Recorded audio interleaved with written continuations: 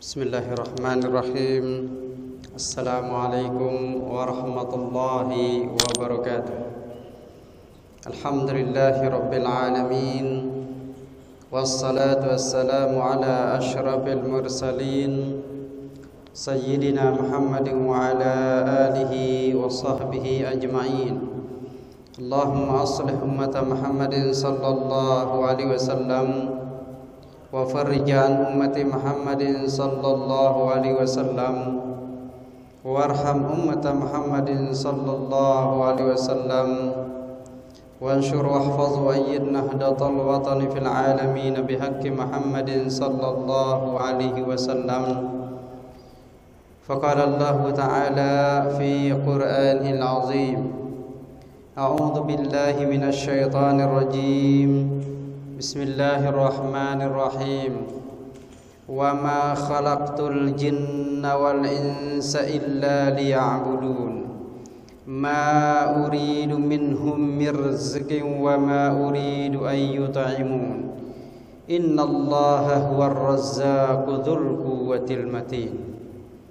Wa qala an-nabiy sallallahu alaihi wasallam fi haditsih syarif, al-ihsanu an ta'budallaha ka'annaka tarahu fa in lam takun tarahu fa innahu yarak. Sadaqallahul azim wa sadaqa rasuluhul karim wa nahnu ala dhalika minasy syahidin asy-syakirin walhamdulillahi rabbil alamin. Pertama sekali, mari sama-sama kita merafakkan puji syukur kehadirat Allah Subhanahu wa taala yang telah memberikan nikmat sehat kepada kita semua, sehingga alhamdulillah pada malam hari ini dapat kita meneruskan kajian kitab Hikam Jawi. Mudah-mudahan Allah Subhanahu wa taala memberikan keberkatan buat kita semua dan memudahkan untuk memahami apa-apa yang insyaallah kita akan kaji pada malam hari ini. Seterusnya Allah membimbing dan menuntun kita untuk dapat menjalankan dalam bertakarrub kepada Allah Subhanahu wa taala. Salawat dan salam kita haturkan kepada junjungan alam Nabi besar Muhammad sallallahu alaihi wasallam yang telah mengajarkan kepada kita bagaimana menjadi insanun kamil, manusia sempurna, manusia yang diharapkan sentiasa dekat dengan Allah Subhanahu wa taala. Mudah-mudahan Allah mempertemukan kita dengan baginda Rasulullah sallallahu alaihi wasallam dan juga keluarga beliau serta para sahabat-sahabat dan orang-orang soleh lainnya di kemudian hari. Amin ya rabbal alamin. Sebelum kita memulai kajian ini, mari sama-sama kita membaca suratul Fatihah. Kita hadiahkan kepada baginda Rasulullah SAW, keluarga beliau dan para sahabat, juga orang-orang soleh lainnya, serta bil khusus kepada muallif kitab ini, yakni Asy-Syaikh Tajuddin bin Athaillah Sakandari, dan orang yang dan ulama-ulama yang membahasakan ke dalam bahasa Melayu, dan juga kita yang hadir pada tempat ini. Berharap mudah-mudahan Allah Subhanahu wa taala meridhai segala apa yang kita lakukan, dan saudara-saudara kita yang mungkin sedang sakit kurang sehat pada malam hari ini, mudah-mudahan Allah memberikan kesembuhan dari penyakitnya. Amin ya rabbal alamin. Ala hadhihi niyyah wa likulli niyatin salihah. Al-Fatihah. A'udzu billahi minasyaitonir rajim. Bismillahirrahmanirrahim.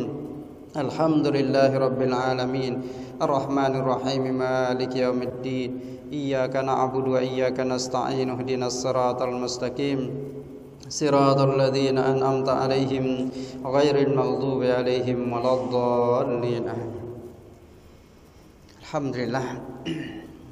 Sebelumnya mari sama-sama kita memperbaharui niat kita untuk ta'lim ini. Mudah-mudahan apa yang kita niatkan lillahi ta'ala Allah catat menjadi satu amal ibadah kita yang dapat membawa kita untuk berjumpa dengan Allah Subhanahu wa taala, serta kita memperbaharui niat pula tentang yang belum berniat untuk i'tikaf di dalam masjid ini.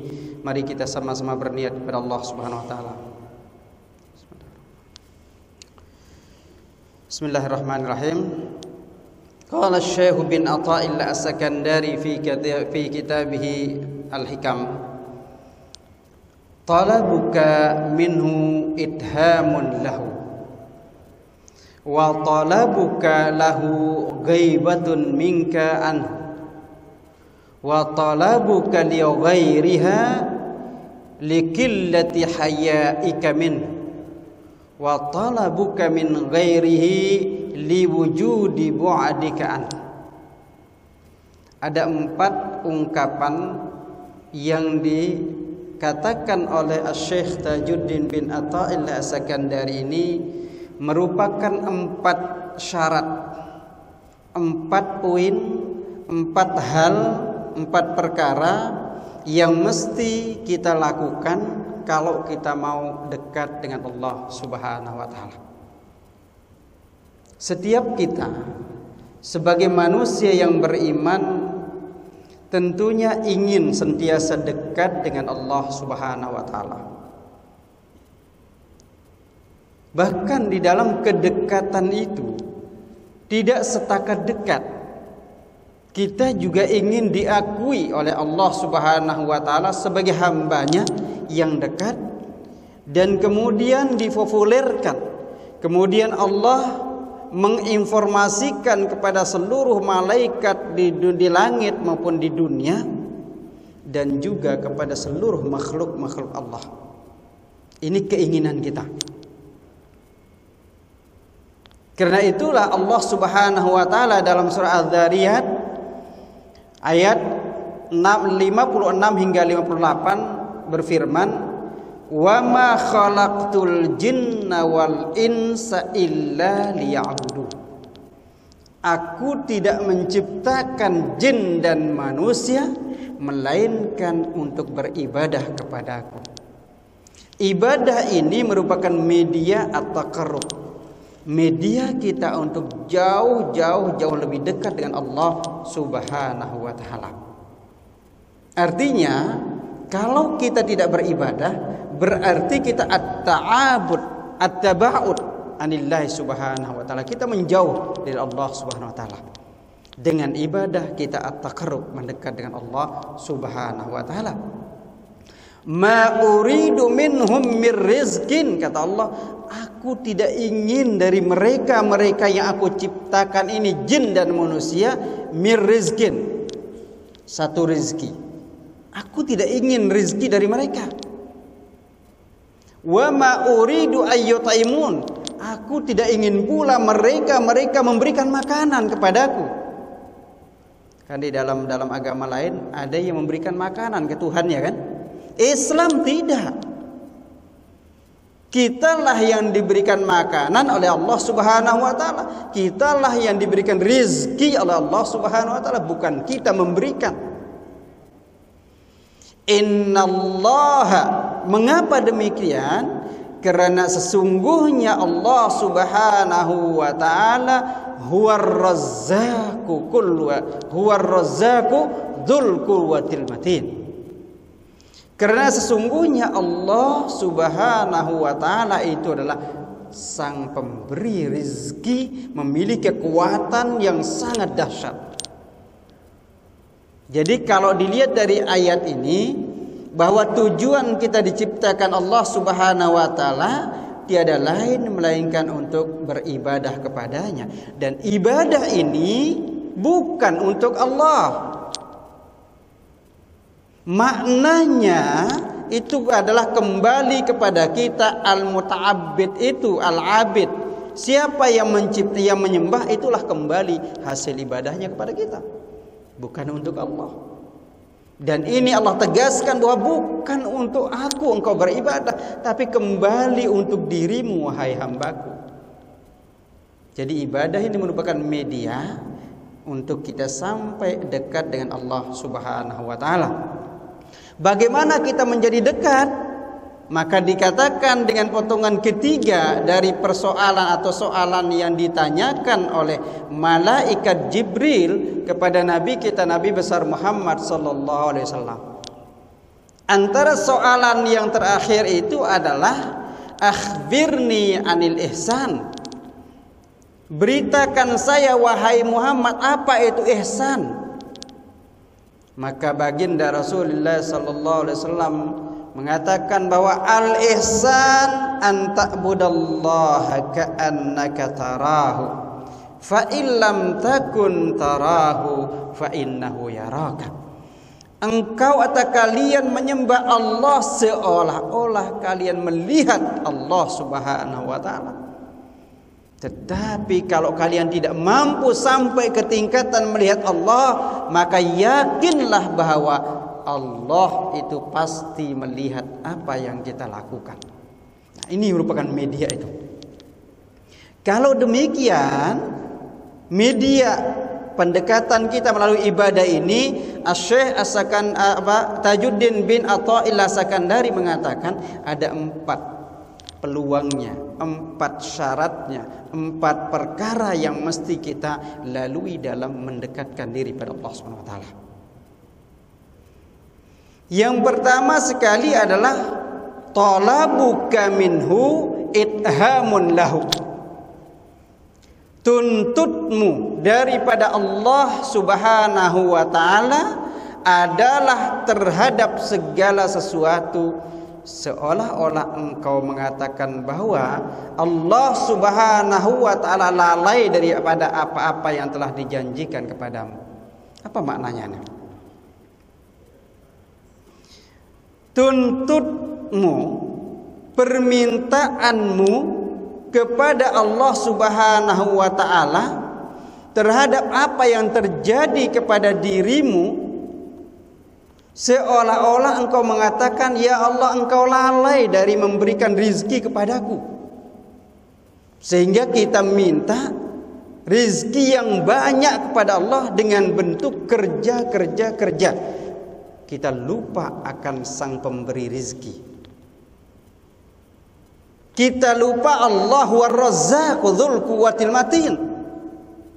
Kita kemudian terus bekerja tanpa ada ingat kita pada Allah.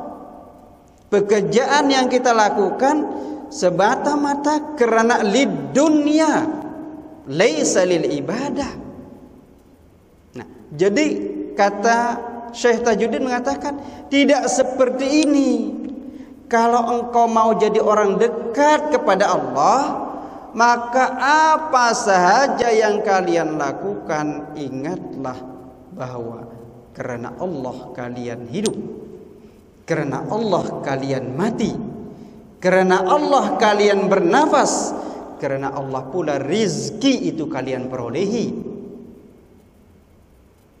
Jadi jangan meminta sesuatu yang Allah sudah atur sebenarnya. Artinya apa? Bukan berarti kita ditegah untuk bekerja, bahkan diminta untuk kerja, tetapi ingatlah Allah di dalam pekerjaanmu itu. Kalau kita kembali mengiktibar, mengambil pelajaran dari cerita Nabi Allah Ibrahim alaihissalam, ketika dia merosak semua patung-patung ya yang disembah oleh kaumnya Namrud, kemudian Nabi Allah Ibrahim dihadirkan dalam sebuah persidangan dan dituduh dialah yang merosak patung-patung itu, dan beliau katakan bukan saya, tapi lihatlah ada patung yang masih bagus, ditaruhlah kampak di sana, tanyalah kepada patung yang masih bagus itu. Mereka berkata, bagaimana mungkin kami akan bertanya kepada patung-patung yang tidak dapat berbicara. Apa kata Nabi Allah Ibrahim? Kalian tahu bahwa patung-patung yang kalian sembah ini tidak dapat berbicara, bahkan tidak dapat membela dirinya dari perosakan-perosakan. Tapi kenapa kalian menyembah patung-patung itu? Rupanya dengan pembelaan Nabi Allah Ibrahim ini, sudah pastilah Ibrahim yang melakukan perosakan terhadap patung-patung ini. Akhirnya Raja Namrud memerintahkan kepada semua orang-orang besarnya menyalakan api besar.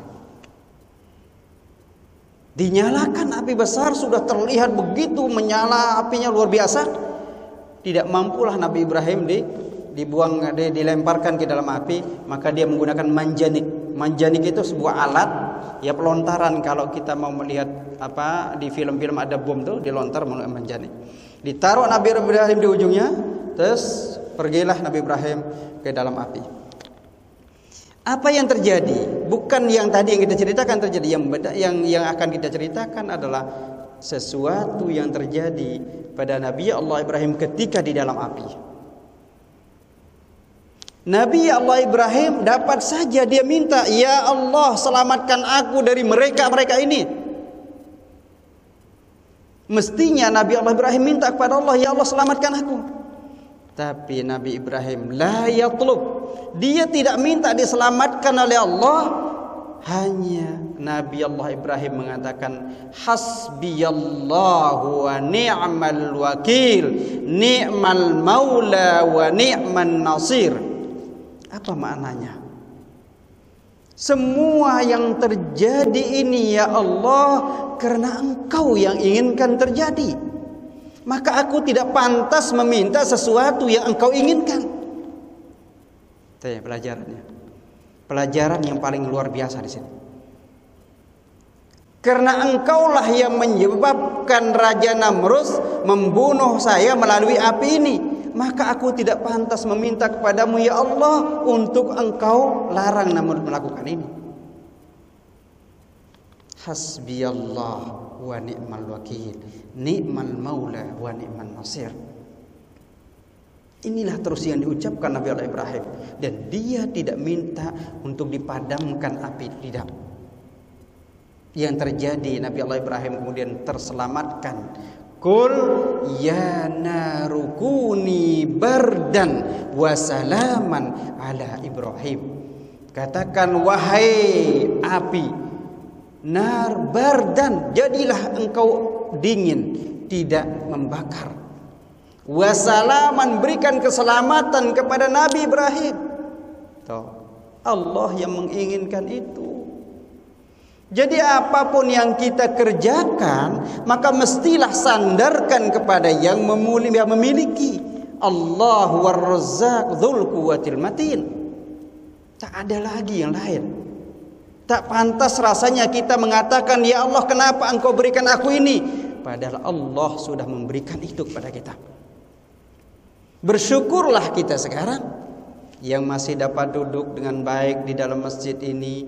Allah berikan pahala kepada kita. Allah masukkan kita dalam kumpulan-kumpulan orang cinta ilmu.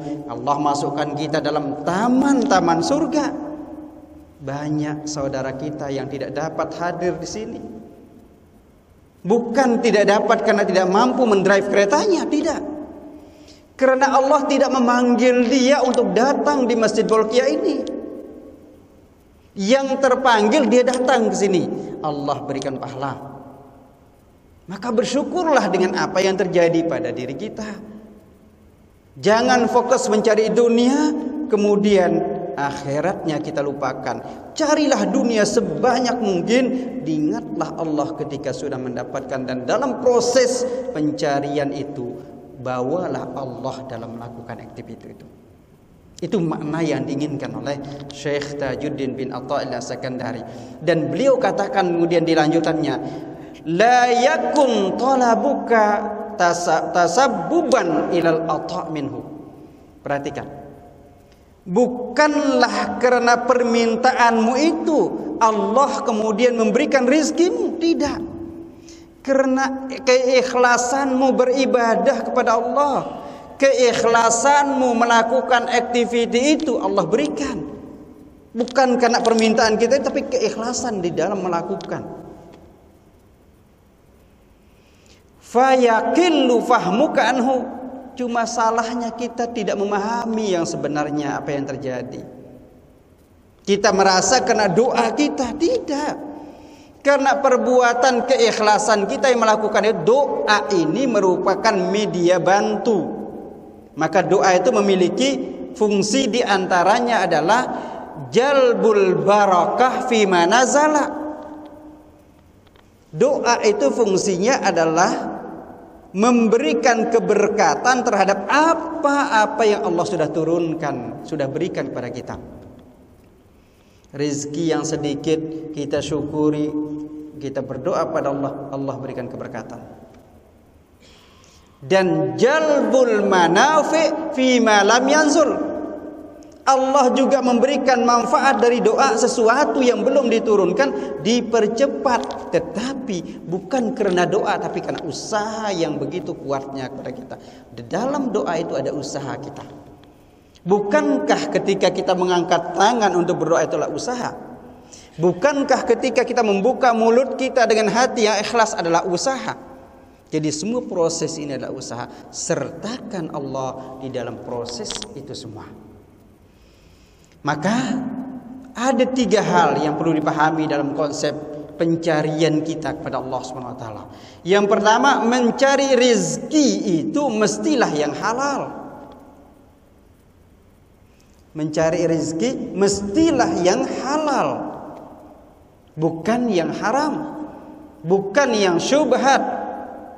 Alhamdulillah, bersyukur di negara kita ini memberikan fasiliti untuk memperolehi rezeki-rezeki yang halal.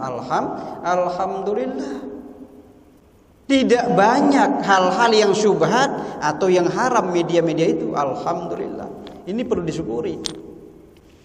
Karena Rasulullah sallallahu alaihi wasallam dalam wasiat beliau yang diberikan kepada Sayyidina Ali karramallahu wajhah, ya Ali, kata beliau, man akalal halala sofa dinahu.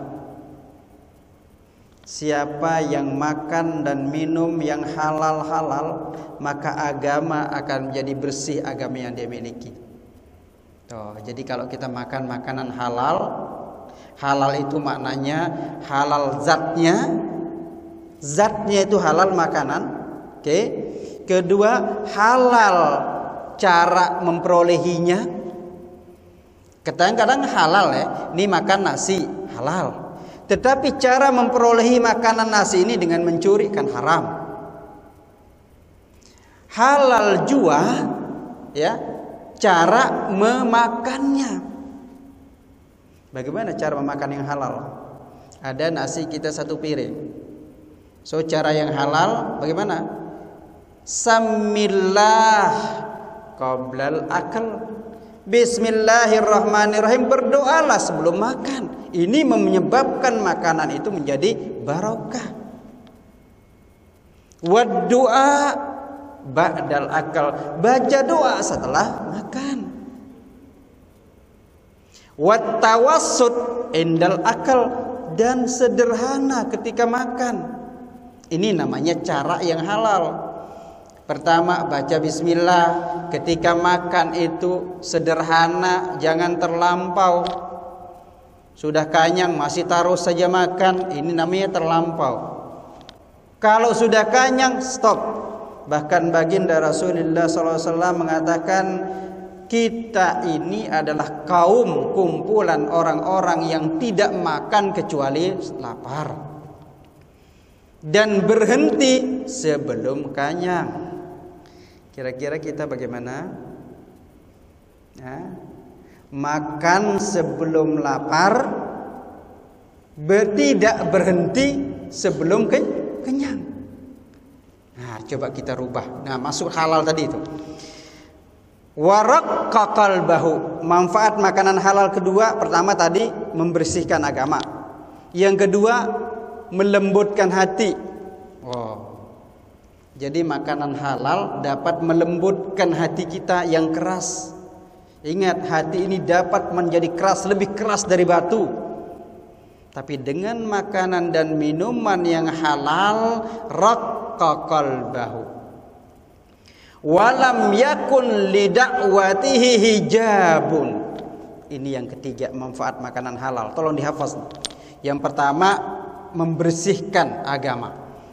Yang kedua, apa yang kedua? Melembutkan hati.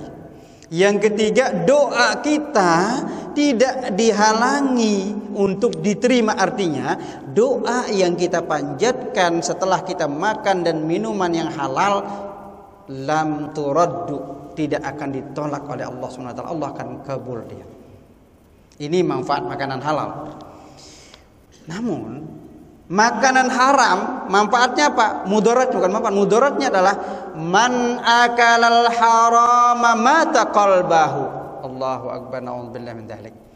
Orang yang makan makanan haram dengan cara tadi, zatnya haram atau zatnya halal tapi cara memperolehnya haram, atau cara memperolehnya halal tapi uang yang digunakan haram, maka dia dapat mematikan, bukan menyakitkan tapi mematikan hati. Na'udzubillah min dzalik. Kalau makanan dan minuman haram kita konsumsi, kita makan, maka dapat membunuh dan mematikan hati yang kita miliki. Kalau hati sudah mati, semua kejahatan maksiat ini terasa mudah saja dilakukan, terasa biasa kita lakukan. Tapi kalau hati kita hidup, maka dia kayak signal itu, kalau dia hidup hati kita, dia mampu mendetek bahwa ini adalah makanan haram, makanan yang halal, makanan yang makruh, makanan yang syubhat, mampu hati kita mendeteknya. Sehingga ada seorang ulama namanya Al-Muhasibi. Al-Muhasibi itu kalau diberikan makanan, jarinya ini bergerak nih. Jarinya dia dapat mendetek makanan mana yang halal, mana yang haram. Jadi ketika ada di hadapan beliau adalah makanan halal, maka jari ini bergerak untuk dapat mengambilnya. Tetapi ketika ada makanan yang haram, jarinya bergerak payah sekali untuk dapat mengambil makanan itu. Ini maknanya adalah haram. Subhanallah. Coba kalau kita diberikan sekarang kemampuan untuk itu, luar biasa. Mau? Mudah, mau. Tapi konsisten membacanya. Bacalah Ismul A'zam. Apa itu Ismul A'zam? Ya Hayyu Ya Qayyum, Ya Hayyu Ya Qayyum, Ya Hayyu Ya Qayyum. Itu Ismul A'zam yang dibaca oleh orang alim, orang soleh yang dapat memindahkan istana Ratu Bilqis ke hadapan Nabi Allah Sulaiman. Ya Hayyu Ya Qayyum. Tapi tujuannya lillahi ta'ala, bukan dapat memindahkan orang dari tempat ini ke tempat yang lain, bukan. Tujuannya lillahi ta'ala. Ya. Jadi mudarat makanan haram satu, menjadikan hati kita mati. Mudarat yang kedua, wa khaffa dinahu, agama kita menjadi ringan, mudah sekali dijual belikan. Tidak menjadi standar agama kita. Ketika melakukan aktiviti tidak menjadi standar agama. Jadi apa saja dilakukan, dilupakan agama. Itu khaffa dinah. Yang ketiga, dha'ufa yaqinahu, lemah keyakinannya. Dia merasa hidupnya sempit di dalam dunia ini. Bagaimana kalau saya tidak dapat pekerjaan sekarang ini? Bagaimana kalau saya tidak dapat makan? Semua bagaimana. Serahkan kepada Allah. Kalau orang yang makan makanan halal, mudah saja berpikir Allah yang ngatur semuanya. Tapi kalau kita makan makanan haram, semua rasa dada kita sempit. Dunia ini menjadi sempit sekali rasanya. Tidak ada jalan keluar dari kehidupan ini. Jadi orang yang dapat hatinya luas, yang hatinya nazim bersih itu, dia rasa dunia ini sangat-sangat luas. Seorang Nasiruddin, ya, ada namanya di dalam dunia tasawuf Nasiruddin. Pernah dia terkenal dengan kehebatan mampu menyelesaikan masalah. Semua masalah orang dapat diselesaikan. Datanglah seorang kaya, orang kaya datang ke Nasiruddin Koja namanya itu. Jadi rupanya apa masalah yang dialami oleh orang kaya ini? Wahai Nasiruddin, saya merasa hidup saya ini sempit sekali. Rumah saya begitu luasnya jadi sempit. Rumah yang dia miliki luas, tetapi terasa sempit dalam rumahnya. Apa masalahnya? Kata Nasiruddin, itu masalah, Bu. Ya, oke. Kalau begitu kamu beli ayam 20. ayam itu kemudian masukkan ke dalam rumahmu. Kira-kira rasional gak? Logik gak kira penyelesaiannya? Orang merasa rumahnya sempit, disuruh beli ayam 20, masukkan ke dalam rumahnya, ditaruh di dalam rumahnya. Kan sebenarnya gila, tidak logik tuh. Apa yang dimasukkan Nasruddin ini?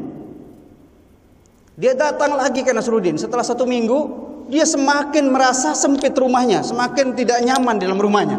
Bagaimana dapat nyaman? Ada ayam 20 dalam rumahnya, kemudian di sana sini dia melepaskan kotorannya, tak nyaman. Datang lagi, wahai Nasruddin, bagaimana ini? Rumah saya kok terasa semakin sempit. Kalau begitu kamu beli kambing 10, ayam 20 ditaruh di dalam rumah. Itu kan sudah tidak logik. Disuruh lagi beli kambing 10, tapi dia yakin, orang ini yakin, oke, dia beli, taruh lagi dalam rumah. Semakin sesak lagi, rumah ini semakin tidak nyaman rasanya. 1 minggu dia pergi ke Nasruddin. Wahai Nasruddin, semakin payah bergerak dalam rumah, semakin sempit rumahku itu. Bagaimana caranya? Baik. Kamu ambil ayam kamu 10. Keluarkan ayam kamu 10. Oke. Dikeluarkan ayam 10. Datang lagi ke Nasruddin. Bagaimana rasanya? Sudah terasa lapang di dadanya. Sudah terasa lapang dadanya dengan mengeluarkan ayam 10. Kalau gitu keluarkan lagi ayam kamu 10. Datang lagi, bagaimana? Sudah semakin bagus nih. Bagus. Keluarkan lagi kambing kamu 5. Keluar. Bagaimana? Sudah sedikit lagi nih. Oke, sekarang semua kambing kamu keluarkan. Sudah tak ada lagi kambing, tak ada ayam. Bagaimana? Sudah nyaman rasanya hidup. Coba, padahal apa yang diubah? Apa yang diubah? Tidak ada.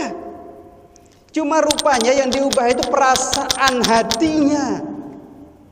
Demikian pula kita. Kalau mau hidup kita nyaman, buanglah masalah-masalah duniawi yang banyak dalam hati ini. Baru kita akan merasakan ketenangan hidup. Selama masalah duniawi terus kita terfokus, jangan pernah berharap hati kita akan nyaman. Seperti halnya 20 ayam, 10 kambing dikeluarkan menjadi tenang. Padahal tidak ada yang diubah oleh Nasruddin. Hanya suruh masukkan ayam, masukkan kambing, keluarkan ayam, keluarkan kambing. Selesai masalahnya. Itu makna simbol dari apa yang ada di dalam hati kita. Oke. Kemudian wa hajaballahu da'watahu wa qallat ibadatahu. Mudarat makanan haram berikutnya adalah Allah akan menutup doanya, tidak akan dikabulkan Allah. Sehingga diceritakan oleh Nabi kita Nabi Muhammad SAW, seorang lelaki yang dengan pakaiannya rosak, badannya berbau, rambutnya tidak pernah terurus, dia datang ke masjid mengangkat tangannya, ya Allah, ya Rabbi, dia berdoa pada Allah. Apa kata Nabi? Fa'anna yustajabulah, bagaimana akan diterima doanya oleh Allah? Pakaian yang dia pakai kotor, badannya tidak pernah bersihkan, rambutnya tidak pernah diurus, semua yang dimakan haram, tidak akan dapat diterima doanya oleh Allah Subhanahu wa taala. Fa anna yustajabulah, bagaimana mungkin doanya akan diterima? Wa qallat ibadatahu, makanan haram itu akan menyempitkan rasa nikmatnya beribadah. Coba bandingkan sekarang. Tapi bukan berarti saya meminta kita untuk makan makanan atau minum minuman haram. Tidak. Bedakan rasanya makanan yang halal dengan makanan yang tidak halal ketika kita beribadah. Hasilnya itu jauh lebih tenang kita kalau memakan makanan dan meminum minuman yang halal dibandingkan makanan-makanan haram dan yang halal. Itu kehebatannya. Allah berikan langsung nikmatnya beribadah dengan makanan dan minuman yang halal. Yang kedua dari hal yang perlu diperhatikan di dalam yang pertama ini, adalah min ainak tasabahu wa bimma anfaqahu. Ini yang perlu kita perhatikan. Ketika mencari rezeki bukan karena usaha semata-mata kita minta kemudian tidak usaha. Tapi ingat, ada dua pertanyaan, dua soalan besar yang akan kita hadapi di akhirat kelak ketika berhadapan dengan Allah Subhanahu wa taala. Dua hal ini terkait dengan harta, terkait dengan apa yang kita miliki. La tazulu qadama 'abdin yaumal qiyamati hatta yus'ala an arba'. Ada 4 soalan, ada 4 perkara yang Allah soalkan kepada kita sebelum masuk ke surga atau sebelum kita dimasukkan ke neraka. Yang pertama, an malihi. Pertama sekali Rasulullah SAW sebut adalah mal, harta. Min ainak tasabahu, dari mana kamu peroleh itu harta? Kamu punya kereta bagus, dari mana? Kamu punya rumah bagus besar, dari mana? Kalau sudah kita dapat menjawab, oh saya peroleh harta ini dari ini, dari ini, dari ini, dan halal semua, oke, the best. Tapi ingat, pertanyaan kedua lagi masih ada terkait dengan harta ini. Kita selamat dari soalan pertama karena kita memang mendapatkan harta dari yang halal. Tetapi yang kedua, apakah kita selamat? Yang kedua adalah wa fima anfaqahu. Kemana saja kamu nafkahkan tuh? Kemana kamu nafkahkan harta yang kamu miliki? Kamu dapatkan dari ibu bapakmu yang sudah wafat, yang sudah meninggal, waris, halal. Tapi setelah beliau meninggal, kemana kamu nafkahkan? Apakah kepada tempat yang halal atau haram? Ketika kita didapati menafkahkannya kepada yang halal, alhamdulillah, sukses kita, dakhalal jannah. Tetapi ketika kita menafkahkan sebagian saja dari harta kita kepada yang haram, maka akan terjadi, ini menjadi kendala, cabaran kita untuk dapat masuk ke dalam surga. Na'udzubillah min dzalik. Nah, wa an ilmihi ma dhayya minhu. Yang kedua yang ditanyakan adalah ilmu. Kita sering ikut ta'lim di masjid-masjid. Ada ilmu kan? Apakah ilmu ini kita gunakan untuk diamalkan atau hanya didengar saja? Kalau ilmu itu setakat didengar, maka ini mestilah kita bertanggung jawab. Maka usahakanlah ilmu yang kita dapatkan, yang sudah kita dengar itu, amalkan walau kana qalilan. Usahakan. Ada di dalam kitab misalkan dikatakan bahwa Al-Anwarul Qudusiyah, bahwa cacing merah itu berselawat setiap malam 1000 kali. Kita tahu itu, maka kita bacalah selawat walaupun tidak sampai 1000 kali. Syukur-syukur dapat kita mengalahkan cacing merah tadi 1001 kali. Kita tahu pada siang hari dia membaca subhanallah walhamdulillah wala ilaha illallah wallahu akbar 1000 kali.